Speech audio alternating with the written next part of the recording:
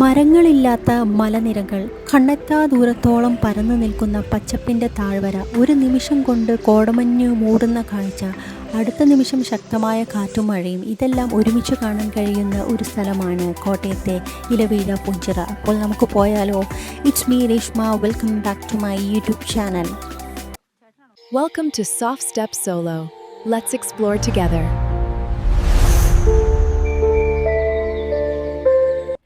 ഇലവീഴ പൂഞ്ചിറ സ്ഥിതി ചെയ്യുന്നത് കോട്ടയം ജില്ലയിലെ മേലുകാവ് പ്രദേശത്താണ്. കോട്ടയം ടൗണിൽ നിന്നും ഏകദേശം 60 കിലോമീറ്റർ വരെയാണ് ദൂരം.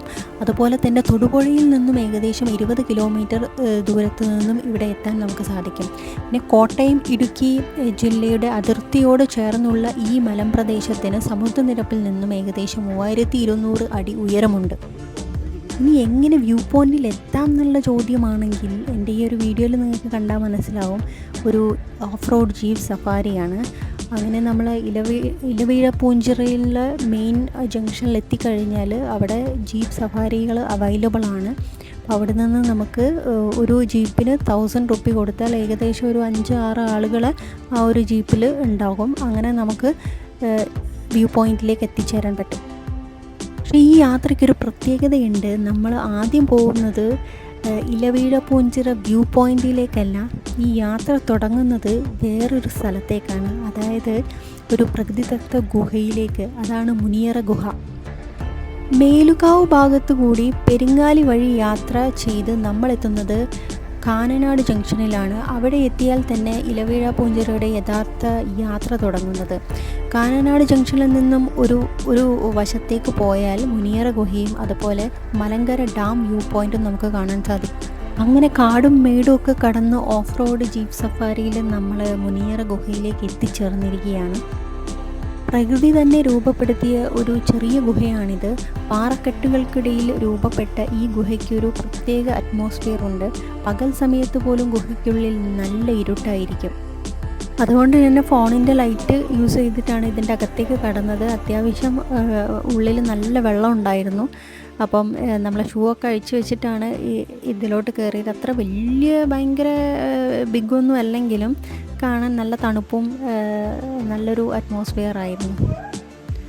ഗുഹയ്ക്കുള്ളിൽ ചെറിയൊരു ഇടുങ്ങിയ പ്രവേശന ഭാഗമുണ്ട്. അതിലൂടെ അകത്ത് കടന്നാൽ പാറക്കെട്ടുകളിലിടയിലൂടെ വെള്ളം ഒഴുകുന്ന കാഴ്ചയും വെള്ളത്തിൻ്റെ ശബ്ദവും നമുക്ക് അനുഭവപ്പെടും. അതുകൊണ്ട് തന്നെ ഈ സ്ഥലം പ്രകൃതി സ്നേഹികൾക്കും അതുപോലെ അഡ്വഞ്ചർ ഇഷ്ടപ്പെടുന്ന ആളുകൾക്കും പറ്റിയൊരു സ്ഥലം തന്നെയാണ്. മെയിൻ റോഡിൽ നിന്നും ഏകദേശം ഒരു 500 മീറ്റർ കാട്ടുവഴി നടന്നിട്ടാണ് ഈ ഒരു ഗുഹയിൽ എത്തിച്ചേരാൻ പറ്റുന്നത്. ഗുഹയ്ക്ക് പുറത്തുനിന്ന് നോക്കുമ്പോൾ ഭയങ്കര ചെറുതായിട്ട് തോന്നുമെങ്കിലും അകത്ത് ഒരാൾക്ക് നിൽക്കാൻ കഴിയുന്ന ഒരു സ്പേസ് അവിടെ ഉണ്ട്. കേരളത്തിലെ പല ഭാഗങ്ങളിലും കാണപ്പെടുന്ന മുനിയറകൾ ഒരു പുരാതന ശിലാനിർമ്മാണം അഥവാ ഒരു ശവസംസ്കാരവുമായിട്ടുള്ള ബന്ധപ്പെട്ട ഒരു സ്ട്രക്ചറിങ് ആണെന്നാണ് ചരിത്ര പഠനങ്ങൾ വ്യക്തമാക്കുന്നത്. അങ്ങനെ അവിടുത്തെ ഫോട്ടോ എടുക്കലൊക്കെ കഴിഞ്ഞ് വീണ്ടും യാത്ര തുടരുകയാണ്. നമ്മളെ ജീപ്പ് സഫാരിയിൽ തന്നെ എഗെയിൻ നമ്മൾ മുന്നോട്ട് പോവുകയാണ്. പക്ഷേ വീണ്ടും ഒരു സർപ്രൈസ് ഉണ്ട്. നമ്മൾ ഡയറക്റ്റ് ഇലവീഴ പൂഞ്ചിറയിലേക്കല്ല പോകുന്നത്, വ്യൂ പോയിൻറ്റിലേക്കല്ല, വീണ്ടും ഒരു സ്ഥലത്തേക്കാണ് പോകുന്നത്. അതും ഐതിഹ്യങ്ങളിലൊക്കെ അറിയപ്പെടുന്ന ഒരു പ്ലേസാണ്. ഈ ഇലവീഴ പൂഞ്ചിറയുമായിട്ട് ബന്ധപ്പെട്ട് കുറേ ഐതിഹ്യങ്ങൾ, പുരാണ കഥകളൊക്കെ ആയിട്ട് ബന്ധപ്പെട്ടിരിക്കുന്നുണ്ട്. ഈ പ്രാദേശിക ഐതിഹ്യമനുസരിച്ച് പാണ്ഡവന്മാർ വനവാസകാലത്ത് ഈ പ്രദേശത്ത് എത്തിയിരുന്നുവെന്നും പാഞ്ചാലി ഇവിടെ ഉണ്ടായിരുന്ന ഒരു കുളത്തിൽ കുളിക്കാൻ ഇറങ്ങിയിരുന്നുവെന്നൊക്കെ അറിയപ്പെടുന്നു. അപ്പോൾ പാഞ്ചാലിയെ മറ്റുള്ളവരുടെ കണ്ണിൽ നിന്നും മറയ്ക്കാനായി ഇന്ദ്രൻ പൂക്കളാൽ ചുറ്റപ്പെടുന്ന ഒരു കുന്നുകൾ സൃഷ്ടിച്ചുവെന്നാണ് കഥ. അപ്പോൾ ആ കുന്ന് അതുപോലെ തന്നെ ആ മലകളും ഒക്കെ ചേർന്ന് നിൽക്കുന്ന അവിടെ ഒരു കുളമുണ്ട്. അപ്പോൾ ഈ പറഞ്ഞ കുളത്തിലേക്ക്, അതായത് പാഞ്ചാലി കുളിച്ച ഈ ഒരു കുളത്തിലേക്കാണ് അടുത്ത യാത്ര നമ്മൾ പോകുന്നത്. അവിടെ കാണുന്ന കുറേ മലകളും ഒക്കെ ചുറ്റപ്പെട്ട് കിടക്കുന്നതാണ് ഈ ഒരു കുളം എന്ന് പറയുന്നത്. ഇവിടുത്തെ ഒരു 3 പ്രധാന കുന്നുകൾ എന്ന് പറയുന്നത് മാങ്കുന്ന്, കുടയത്തൂർ മല, തോണിപ്പാറ എന്നിവിടങ്ങളിൽ രൂപപ്പെട്ട വിശാലമായ താഴ്വരയാണ് ഇന്ന് നമ്മൾ കാണുന്ന ഇലവീഴ പൂഞ്ചിറ. അപ്പം നമ്മളിപ്പോൾ ഐതിഹ്യത്തിൽ പറഞ്ഞ കുളമാണിത്. അപ്പോൾ അതിൻ്റെ മുന്നിലാണ് ഞാനിപ്പോൾ നിൽക്കുന്നത്. അപ്പം അവിടെ നിന്ന് കുറേ ഫോട്ടോസും കാര്യങ്ങളും എടുത്തു. പിന്നെ ആ ഒരു കുളത്തിൻ്റെ ഒരു പ്രത്യേകത കണ്ടോ, നല്ലൊരു ആ മലേൻ്റെ മുകളിൽ നിന്നൊക്കെയുള്ള വ്യൂ ആണ് ഒരു പച്ച കളറിലായിട്ട് നമുക്ക് കാണാൻ സാധിക്കുന്നത്. അങ്ങനെ അവിടുത്തെ കാഴ്ചകളൊക്കെ കണ്ടു അഗെയിൻ നമ്മൾ ഇലവീഴ പൂഞ്ചിറ വ്യൂ പോയിന്റിൽ എത്തിയിരിക്കുകയാണ്. അപ്പോൾ ജീപ്പിൽ നിന്നും ഇറങ്ങി ഏകദേശം ഒരു 500 മീറ്റർ വാക്കിംഗ് ചെയ്തിട്ടാണ് ആ ടോപ്പ് ഹിൽസിൽ നമ്മൾ എത്തിച്ചേരുന്നത്. നേരത്തെ പറഞ്ഞ കുളവും അതുപോലെ ഇലവീഴ പൂഞ്ചിറ എന്ന് പറയുന്ന പേര് വരാനായിട്ടും ഒരു ബന്ധമുണ്ട്. ഇലകൾ വീഴാത്ത പൂക്കളുടെ ഒരു താഴ്വര എന്നതാണ് ഈ പേരിൻ്റെ അർത്ഥം അറിയപ്പെടുന്നത്. അതായത് മരങ്ങൾ വളരെ കുറവുള്ള തുറന്ന മലനിരകളായതിനാലാണ് ഈ പേര് വന്നതെന്നും വിശദീകരിക്കുന്നുണ്ട്.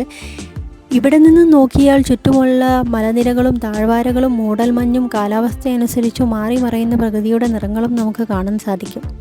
അപ്പം ഞാനിപ്പോൾ ടോപ്പിലേക്ക് പോകുന്ന വ്യൂ ആണ്. പോകുന്ന സമയത്ത് അത്യാവശ്യം വെയിലുണ്ട്, അങ്ങനെ നല്ല ഒരു കോടയുള്ള ഒരു ക്ലൈമറ്റ് അല്ല, പക്ഷെ കുറച്ച് മുന്നോട്ട് പോകുന്നതിനനുസരിച്ച് ആ വെയിലൊക്കെ കുറഞ്ഞു വരുന്നതായിട്ട് നിങ്ങൾക്ക് കാണാൻ സാധിക്കും. ഏകദേശം 3200 അടി ഉയരമുള്ള ഈ പ്രദേശത്ത് സൺറൈസും അതുപോലെ സൺസെറ്റിനും ഭയങ്കര പ്രശസ്തമാണ്. കോട്ടയം, ഇടുക്കി, എറണാകുളം, ആലപ്പുഴ, പത്തനംതിട്ട, തൃശ്ശൂർ തുടങ്ങിയ ജില്ലകളിലേക്കുള്ള വിശാലമായ കാഴ്ചകൾ ഇവിടെ നിന്ന് ലഭിക്കുമെന്ന് കേരള ടൂറിസം തന്നെ വ്യക്തമാക്കുന്നുണ്ട്. ഇലവീഴ പൂഞ്ചിറയിൽ എത്തുന്നവർക്ക് പ്രധാന വ്യൂ പോയിൻ്റ് മാത്രം കണ്ടു മടങ്ങാതെ ഈ പ്രദേശത്തെ ഇത്തരം ചെറിയ ചരിത്ര പ്രകൃതി ഇടങ്ങളും അന്വേഷിച്ച് നോക്കുമ്പോഴാണ് യാത്രയ്ക്ക് മറ്റൊരു അനുഭവം ലഭിക്കുന്നത്. അപ്പം നമ്മളിങ്ങനെ നടന്നുകൊണ്ടിരിക്കുകയാണ്. ഇതൊരു വലിയ കാടുകളിലൂടെയുള്ളൊരു ട്രക്കിംഗ് ഒന്നുമല്ല, പകരം ഓപ്പൺ ഗ്രാസ് ലാൻഡ്, അതുപോലെ തന്നെ കാറ്റ്, മഞ്ഞ്, വിശാലമായ സ്കൈ, ഇതൊക്കെയാണ് ഇവിടെ കാണുന്നത്. മുകളിലേക്ക് പോകുന്തോറും വ്യൂ കൂടുതൽ വൈഡാകും. താഴെ കാണുന്ന വാലി ഭയങ്കര ചെറുതായിട്ട് മാറും, മേഘങ്ങൾ അടുത്ത് വരും, കാറ്റിൻ്റെ ശക്തി കൂടും. ഇതൊക്കെയാണ് ഇലവീഴ പൂഞ്ചിറ ട്രക്കിങ്ങിൻ്റെ പ്രത്യേകത.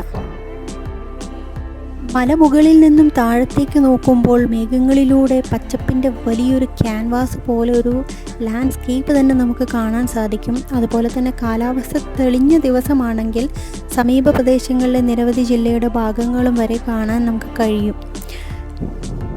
ഇനിയാണ് ഏറ്റവും എക്സൈറ്റഡ് ആയിട്ടുള്ള കാര്യം പറയാൻ പോകുന്നത്. ഇലവീഴ പൂഞ്ചിറയെ ഏറ്റവും ഫേമസ് ആക്കിയ സിനിമയിലേക്ക്, അതായത് ഇലവീഴ പൂഞ്ചിറ തന്നെയാണ് സിനിമയുടെ പേര്, നിങ്ങളെല്ലാവരും കേട്ടിട്ടുണ്ടാവും. ഈ ഫിലിമിൻ്റെ പകുതി ലൊക്കേഷനും ഷൂട്ട് ചെയ്തത് ഈ ഒരു ഇലവീഴ പൂഞ്ചിറ എന്ന് പറയുന്ന പ്ലേസിലാണ്. അതുപോലെ തന്നെ ഒരു വയർലെസ് സ്റ്റേഷൻ ഇവിടെ കാണിക്കുന്നുണ്ട് ഏറ്റവും ഹിൽ ടോപ്പിൽ. അത് വഴിയെ വീഡിയോയിൽ നിങ്ങൾക്ക് കാണാൻ സാധിക്കും. സൗബിൻ പ്രധാന കഥാപാത്രത്തെ അവതരിപ്പിച്ച ഈ മലയാളം ത്രില്ലർ സംവിധാനം ചെയ്തത് ഷാഹി കബീറാണ്. സിനിമയുടെ സംവിധായകൻ ഈ പ്രദേശത്ത് പോലീസ് വയർലെസ് റിപ്പീറ്റർ സ്റ്റേഷനുമായി ബന്ധപ്പെട്ട് ജോലി ചെയ്തിട്ടുണ്ടായിരുന്നു.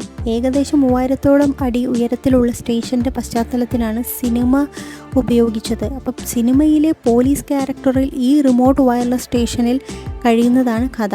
ഡയറക്ടർ പറഞ്ഞതുപോലെ തന്നെ വലിയ ക്രൗഡ് ആവശ്യമില്ലാത്ത ഒരു മിനിമൽ സെറ്റിങ്ങിലായിരുന്നു വേണ്ടത്. ഇലവീഴ പൂഞ്ചിറ അതിനൊരു പെർഫെക്റ്റ് ലൊക്കേഷനായി. കാരണം ഇവിടെ പ്രകൃതി ഒരേ സമയം ബ്യൂട്ടിഫുള്ളുമാണ് അതുപോലെ ഡേഞ്ചറുമാണ്.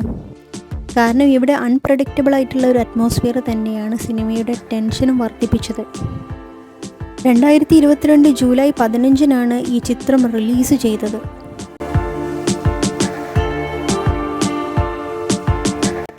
ഇങ്ങനെ ഫൈനലി നമ്മൾ മുകളിലുള്ള ആ വയർലെസ് സ്റ്റേഷനിൽ എത്തിയിരിക്കുകയാണ്.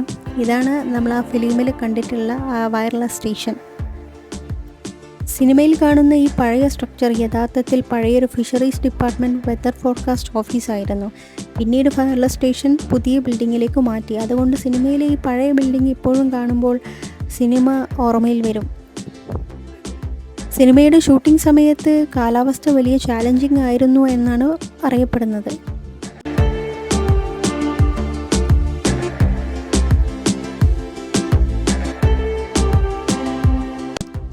മഴയും ഇടിയും ലൈറ്റ്നിങ്ങും ഒക്കെ കാരണം ചിലപ്പോൾ ഷൂട്ടിംഗ് നിർത്തേണ്ടി വന്നിരുന്നെന്നും പറയുന്നുണ്ട്. മുകളിലെത്തിയാൽ കിട്ടുന്ന ഏറ്റവും വലിയ റിവാർഡാണ് ആ പാരസോണിക് വ്യൂ എന്ന് പറയുന്നത്. ഇലവീഴ പൂഞ്ചിറയുടെ ഏറ്റവും വലിയ അട്രാക്ഷനുകളിൽ ഒന്നാണ് ഈ സൺറൈസും അതുപോലെ സൺസെറ്റും. ഞാൻ നേരത്തെ പറഞ്ഞിരുന്നു, രാവിലെ സൂര്യൻ പതുക്കെ മലമുകൾക്കിടയിൽ നിന്നും ഉയരുമ്പോൾ മഞ്ഞും മേഘങ്ങളും ഗോൾഡൻ ലൈറ്റും ഒക്കെ ചേർന്നൊരു സിനിമാറ്റിക് വ്യൂ ആണ് ലഭിക്കുന്നത്. വൈകുന്നേരം സൺസെറ്റ് സമയത്തും അതേപോലെ മനോഹരമാണ്. അതുകൊണ്ട് സൺറൈസ് ഷൂട്ട് ചെയ്യണമെങ്കിൽ വളരെ നേരത്തെ എത്തുക. ഇനി സൺസെറ്റ് ഷൂട്ട് ചെയ്യണമെങ്കിൽ സൺസെറ്റ് കഴിഞ്ഞ ഉള്ള റിട്ടേൺ ജേണിയും കണക്കിലെടുക്കണം. കാറ്റ്, വിസിബിലിറ്റി, വെതറൊക്കെ മുൻകൂട്ടി ശ്രദ്ധിക്കണം. DTPC കോട്ടയത്തിൻ്റെ ഇപ്പോഴത്തെ വിവരം അനുസരിച്ച് എൻട്രി ടൈം രാവിലെ 9 മണി മുതൽ വൈകിട്ട് 5 മണി വരെയാണ്. പിന്നെ ഇവിടെ എൻട്രി ഫീ വരുന്നത് അഡൾട്ടിന് 20 രൂപയും കുട്ടികൾക്ക് 10 രൂപയുമാണ്.